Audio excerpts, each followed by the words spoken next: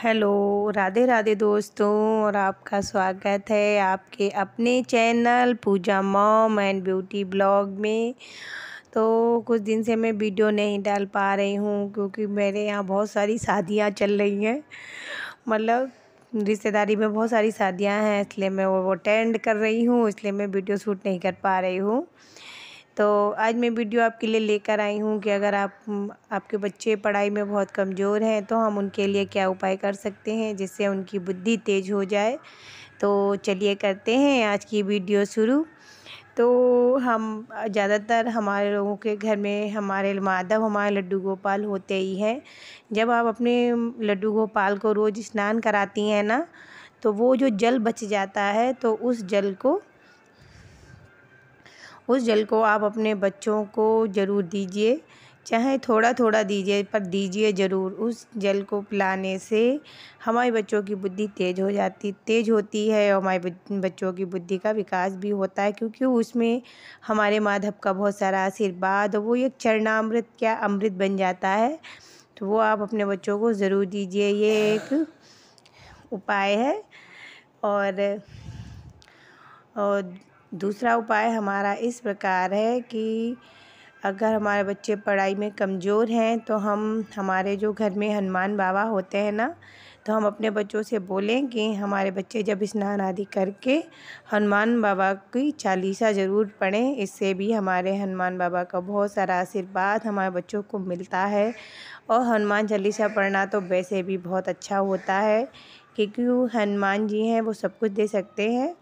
तो हनुमान बाबा की चालीसा ज़रूर पढ़नी चाहिए। अगर आप चालीसा पूरी नहीं पढ़ सकते हैं तो कोई बात नहीं, आप उनकी कुछ पंक्तियाँ होती हैं, कुछ चौपाइयाँ होती हैं विशेष, जो आप पढ़ सकते हैं। और अगर आप ये उपाय नहीं कर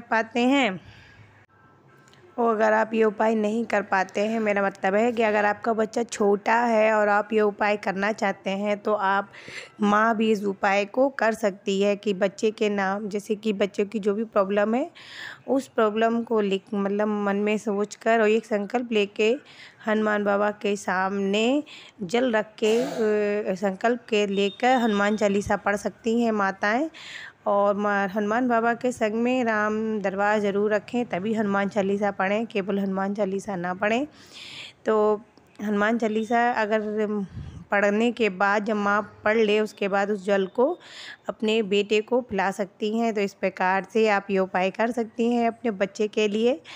तो ये हमारा दूसरा उपाय है।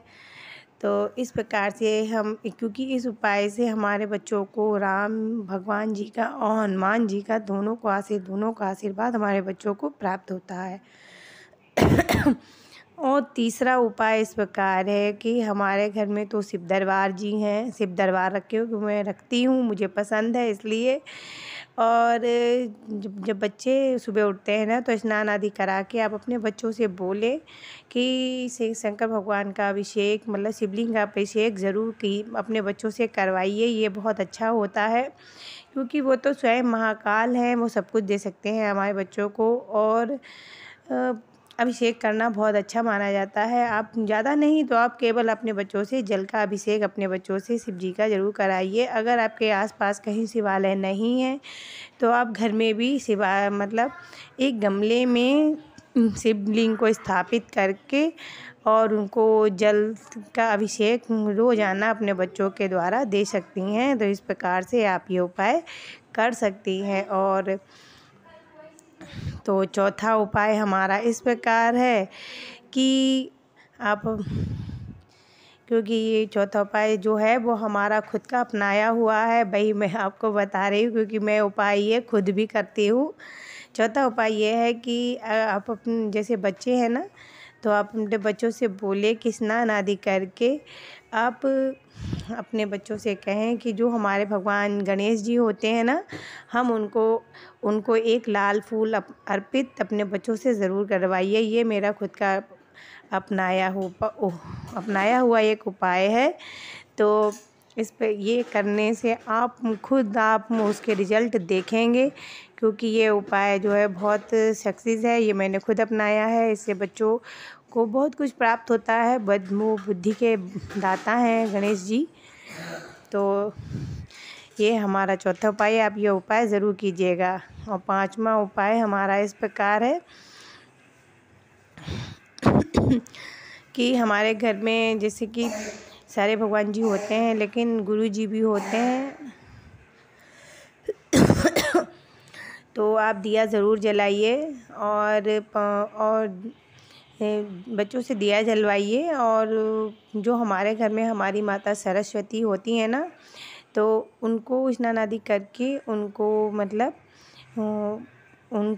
उनको फूल अर्पित ज़रूर करवाइए या पीली मिठाई ज़रूर आप उन बच्चों से भोग लगवाइए। और यहाँ एक उपाय जो है इसके संग में मैं बताती हूँ, जैसे अब बसंत पंचमी आती है ना, तो आप जब बस माता सरस्वती का वो विशेष दिन होता है, इसलिए ये उपाय करना बहुत अच्छा होता है। आप बच्चों की एक जो भी अगर आपके 2 बच्चे हैं तो आप दोनों बच्चों की एक-एक कॉपी, पेंसिल और रबड़ माता सरस्वती के पास रखिए, ज़रूर रखिए। और फिर वो पूजा कीजिए और अपने बच्चों के लिए प्रार्थना कीजिए कि आप उनको विद्या प्रदान करें और किसी ऊँचे स्थान पर पहुँचाइए, क्योंकि माता सरस्वती ज्ञान की देवी हैं। तो इस प्रकार माता सरस्वती की पूजा कीजिए। तो अगर आपको हमारी दी हुई जानकारी अच्छी लगी हो, हमारे बताए हुए उपाय अच्छे लगे हों, तो प्लीज़ हमारे चैनल को सब्सक्राइब ज़रूर कीजिएगा, वीडियो को लाइक कीजिएगा, ज़्यादा से ज़्यादा शेयर कीजिएगा और कमेंट करना बिल्कुल ना भूलें। और अगर आप हमारे चैनल पे नए हैं तो हमारे चैनल को सब्सक्राइब कर लीजिएगा। तब तक के लिए राधे राधे, बाय बाय, नमस्ते।